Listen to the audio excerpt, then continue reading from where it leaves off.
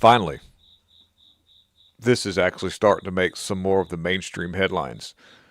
If you've watched this channel for a long time, you understand that I talk a lot about political situations because it's sort of an indicator of social, things. And we're going to use really big words, maybe, maybe not. But what if I told you that light plays a very, very extremely large role in our daily functions? Without sunlight, we wouldn't wake up in the morning. Well, we would, but it'd kind of suck. People in Alaska are like, you could, take for instance, whenever the sun is kind of down and out, you get used to it a little bit if you're from there. But if you move to Alaska and you go days without sunlight, it kind of it plays a role in your daily, how you feel.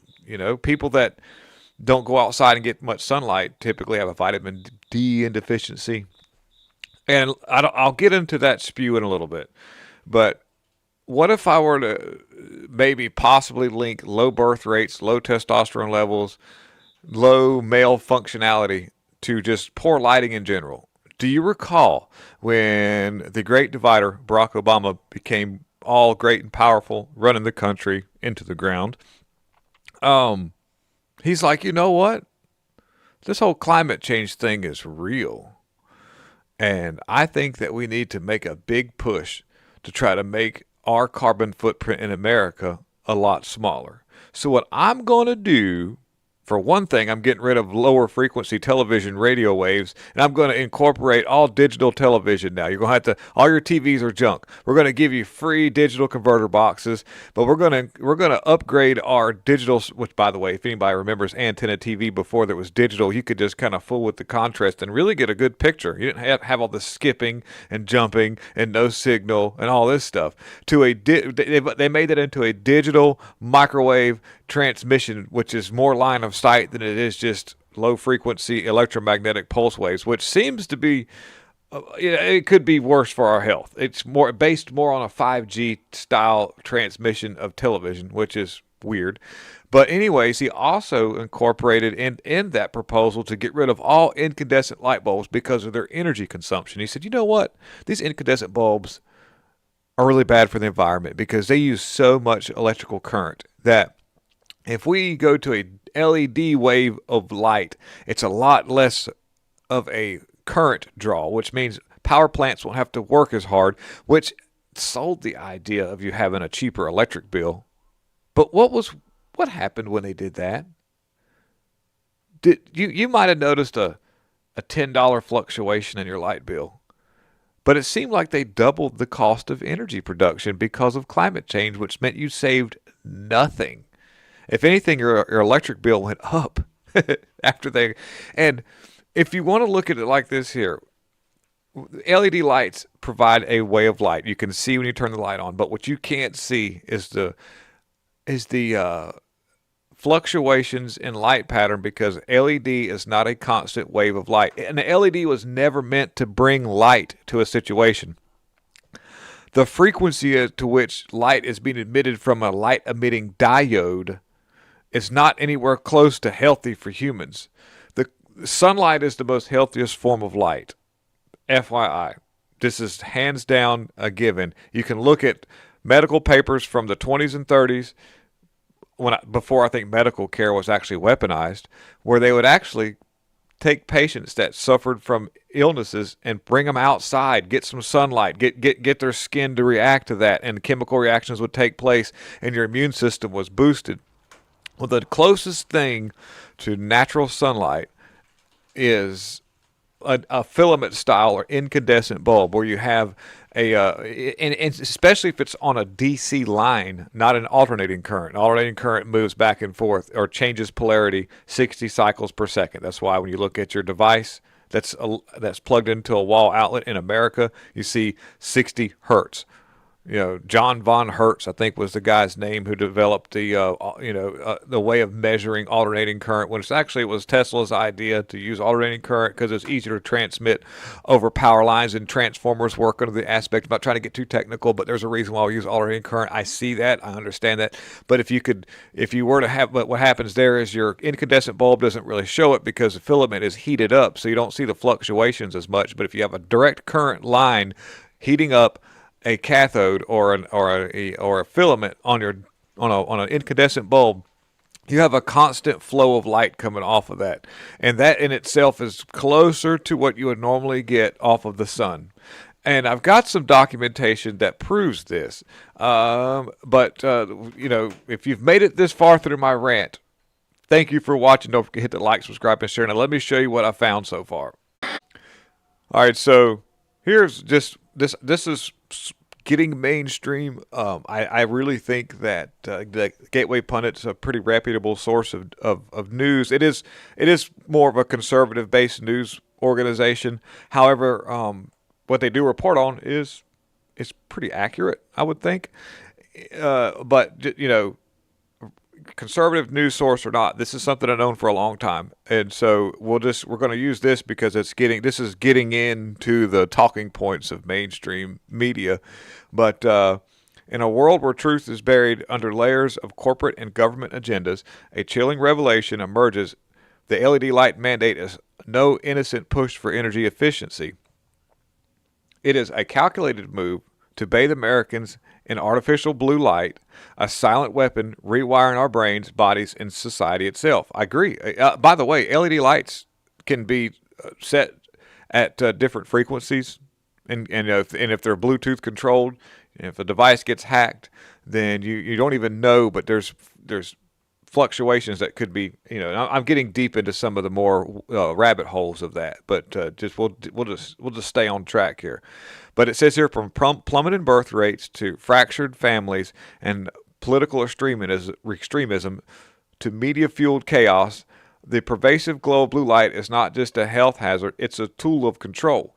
Neurosurgeon Dr. Jack Krause, I think I'm saying that right, Krause, it's Kruse, Dr. Jack Krause, is in an explosive interview with Rib TV. And this guy here that's on Gateway Pundit, Elijah Schaefer, pulls back the curtain on his insidious plot, exposing how the government and media are complicit in a scheme to manipulate the public's biology and behavior. Okay, so you've got this is. I keep telling people that we're under a multifaceted attack on humanality. That is, in my opinion, where we're at right now. Because I've often said to myself, why are people acting the way that they are? Is it a byproduct of genetic modification due to CRISPR technology and being administered to us through different methods of Fauci jabs? Could it be RF poisoning from 5G towers, HARP machines that operate on ultra low frequencies that emulate our brainwaves? Or is it just something that's just in the water? Literally. I mean, but here we are. If you ever did any deep dives into MK Ultra and some of the methods that they facilitate, changing a person's thought process, they use several different methods of sensory deception, and a lot of it deals with sight, sound, and touch, and smell. They'll introduce a lot of inundations of different sights and different sounds and other methods too, psychology. So, and there's television shows that would talk about this or did fictional episodes of mock situations, and especially back in the 70s and early 80s, they were pretty much letting you know where they're headed in a lot of these television shows. Believe it or not, I've talked about this in another video, but I watched a Wonder Woman it was a rerun of Wonder Woman, and this guy was a professional flute player, and he was famous amongst all these teenagers, and he would use his music to woo people, and certain people were susceptible to this music he played in different notes that would facilitate their cult following, and he would pick these people out of the concerts and bring them backstage, and then kind of hold them captive, and use sight and sound at his home to get these people to do certain things that he wanted them to do, which was rob things and different things. And by the way, that guy that played the Pied Piper in that episode of Wonder Woman, you Google this, you'll find out. He was the same guy who played the homosexual guy in the he was on the Roseanne Barr show way back in the day when they used to own that diner, and he was the same blonde-headed dude who played the gay guy in Roseanne. He played in that episode of Wonder Woman as the Pied Piper, and it was it. This is. I know I'm going into the weeds a little bit, but like I said, the humanality is under attack in many, many, many, many, many ways, and you've got to be aware of what's going on. I actually buy incandescent bulbs. I find them off eBay and stuff, and I've put them in our home. I've got rid of a lot of the LED lights that are in there. But anyways, in 2007, the U.S. Congress passed an Energy Independence and Security Act mandating a phase out of incandescent light bulbs in favor of energy efficient alternatives like LEDs. Uh, we started off with CFLs, okay, and they had a bunch of mercury in them. Well, Obama's like, these incandescent bulbs use a lot of electricity, and we're going to have a better carbon footprint for Americans. Well, the disposal of an LED bulb is like you've got capacitors, triacs, and all kind of different electrical components that use silicon, which means there's a lot more manufacturing that goes on, which means the disposal process of an LED alone is bad enough. You know, when you take an incandescent bulb and you throw it away, you've got glass, which is sand, and you've got a metal filament, which will rust in a matter of 20 years or 10 years, maybe even less, and it's gone. It's back into its natural habitat. So there's very little leftover parts of an incandescent bulb that are harmful to the environment.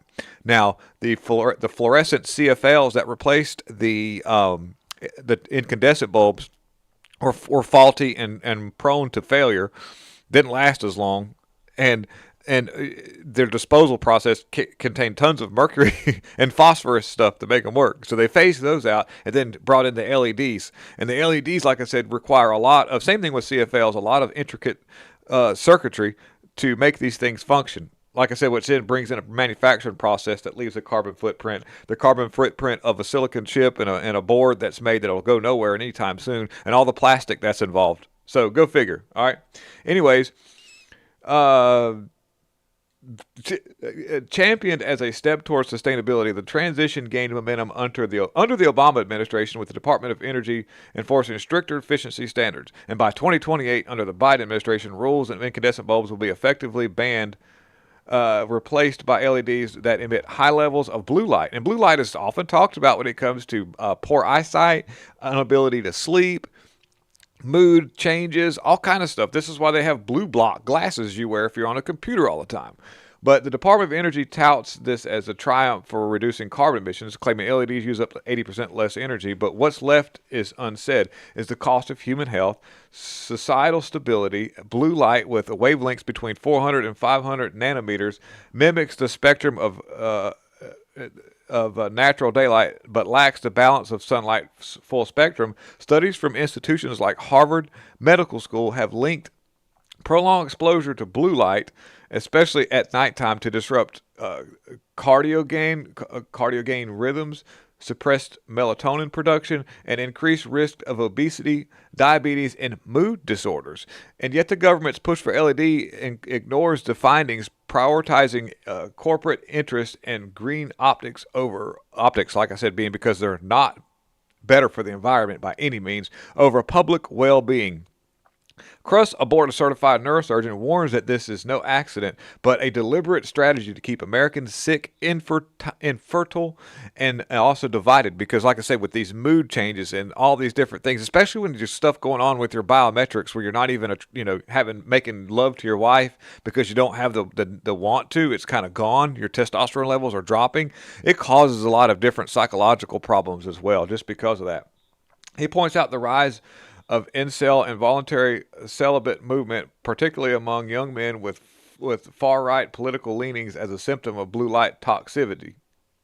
That's pretty wild. Yeah, they managed to put in there that's weird, but it's true though. They don't really, men just aren't men anymore hardly.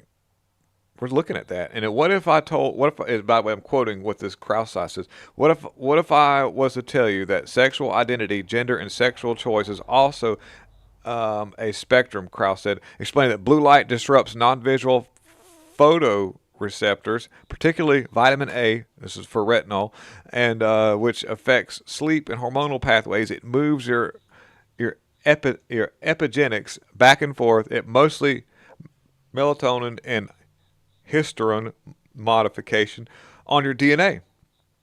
And,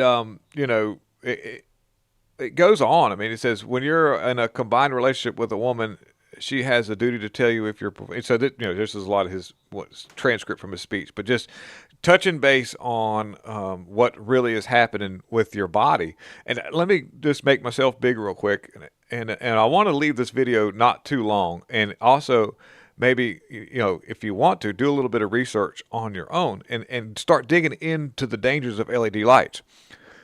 Do you know that when babies are born premature, or if there's some kind of issue at their beginnings of birth, they'll use wavelengths of ultraviolet light to heal that child? Which means, what I'm saying that for is because if you don't think that light plays a factor in your health, then why would they do something like that they've been doing for years and years and years? And I'll even go into the weeds of fictional television shows once again. Whenever you watch certain episodes of X-Files, they dabble in a lot of things that we're starting to see now. This was back in the 90s.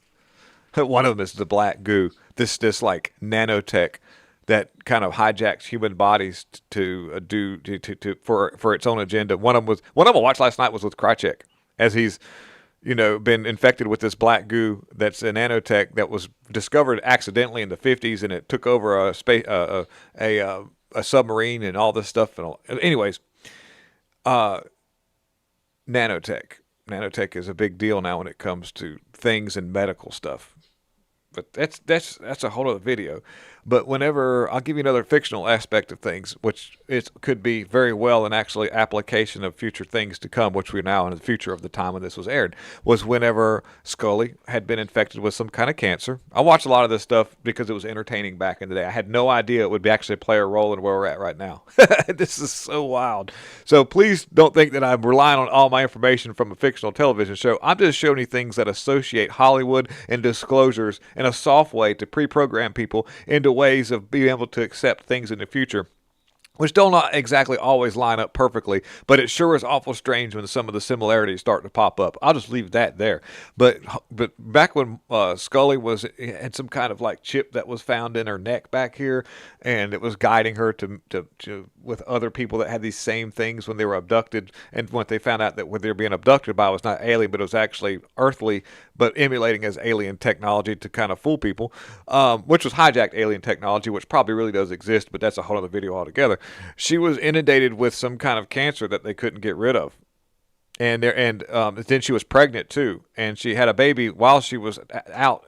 But during this time, if you remember, there was this room that she was in with a lot of other patients in this undisclosed hospital where all these waves of light were being shot through the room. Do you remember that? If anybody watched a bunch of that stuff, you can actually look it up. You'll find it. It's there.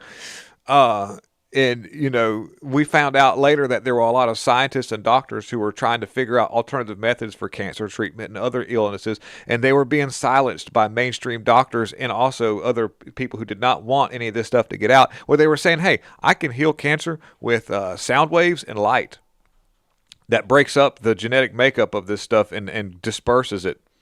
Because believe it or not, everything in our natural world before we even introduced electrical current and false and artificial light was all an inundation of frequency. Our sunlight is nothing more than a frequency. If you actually really understand that, we are in a world of darkness. Everything around us is dark. The only reason why we can see what we can see is because we have light waves and a frequency pattern that are being absorbed by the things that are around us, and we are given the ability to see them by the way that our bodies have been made.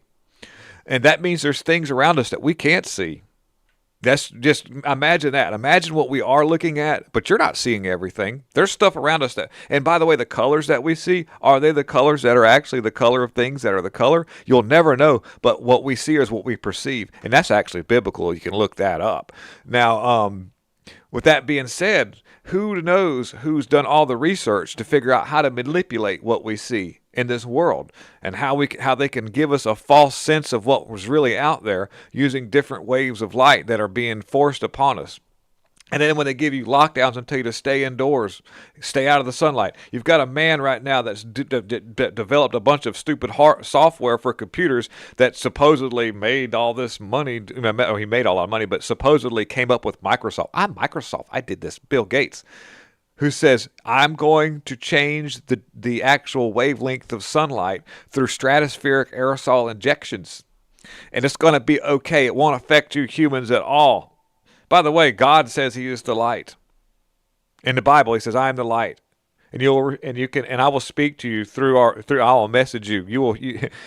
In other words, if God is the light, as God is the sun, and if you change the sun's wavelength and you change God's, you try to mask the messages we receive that enact our DNA to be humans and the free will that we have. There's so many rabbit holes you could go down.